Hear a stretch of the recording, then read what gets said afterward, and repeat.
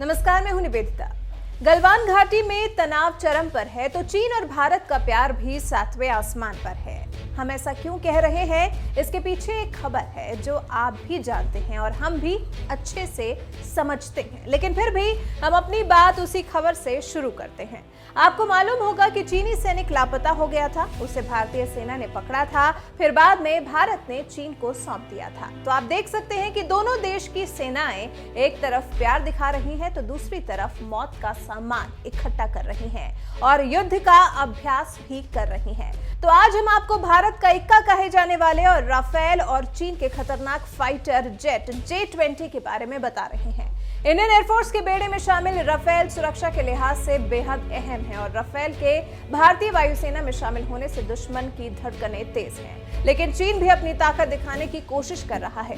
चीन ने लद्दाख एयरबेस से 200 मील की दूरी पर J-20 तैनात किए हैं। J-20 को चीन ने जनवरी 2011 में दक्षिण पश्चिम चीन के सिचुआन प्रांत के चेंगदू सैन्य एयरबेस पर परीक्षण के दौरान अपने बेड़े में शामिल किया था। मध्य लद्दाख में भारत चीन गतिरोध के बीच अगस्त में सैटेलाइट पिक्चर्स में 2 जेट दिखाई दिए थे।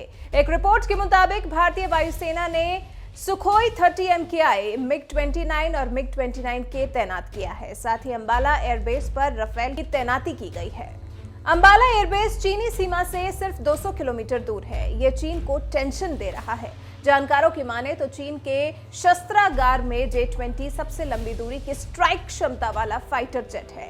चीन के पास कम से कम 20 J-20 जेट्स हैं, लेकिन बड़ा सवाल यह है कि क्या J-20 जो युद्ध की परिस्थितियों में अनटेस्टेड है, वो हिमालय की चोटियों को पार कर पाएगा, क्योंकि ये चौथी पीढ़ी का फाइटर है, ना कि अपडेटेड 5वीं पीढ़ी का। भले ही चीनी वायुसेना J-20 की तुलना US F-22 और F-35 स्टील्थ लड़ाकू विमानों से करता हो, लेकिन अमेरिकी विशेषज्ञ ऐसा नहीं मानते। उसकी सबसे बड़ी वजह यह है कि किसी ने इन दावों के मुताबिक असल परीक्षण देखा ही नहीं है। अब हम करते हैं भारत की बात। भारत के पास सुखोई के बाद राफेल भारत का पहला बड़ा लड़ाकू विमान है।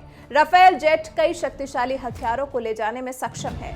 राफेल उल्कापिंड से हवा में मार करने वाली लंबी दूरी का मिसाइल ले जा सकता है, जिसकी रेंज 250 से 300 किलोमीटर तक होती है। जानकारों का कहना है कि UK, Germany, Italy, France, Spain और स्वीडन के सामने आने वाले आम खतरों का मुकाबला करने के लिए MBDA द्वारा ये विकसित किया गया है। राफेल 50,000 फीट प्रति मिनट की गति से चढ़ाई कर सकता है। इस दौरान हवा से हवा में मार कर सकता है। राफेल एक साथ हवा में कई हमले कर सकता है, जिनमें एयर टू एयर फायरिंग भी शामिल है।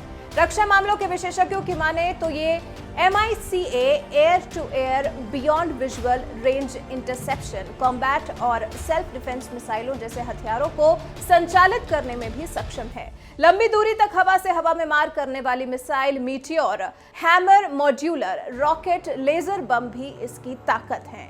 राफेल को 14 हार्ड पॉइंट्स के साथ फिट किया गया है, जिनमें से 5 ड्रॉप टैंक हैं जो भारी अस्त्र ढोने में सक्षम हैं। इसका कुल वजन 9 टन से ज्यादा है। इसका मतलब हुआ कि राफेल अपने खुद के खाली वजन के बराबर वजन उठा सकता है। इसके कॉकपिट का डिजाइन भी बेहद खास है। तो आप समझ सकते हैं कि राफेल के अंदर क्या है, इसकी क्षमता क्या है और ये क्या कर सकता है।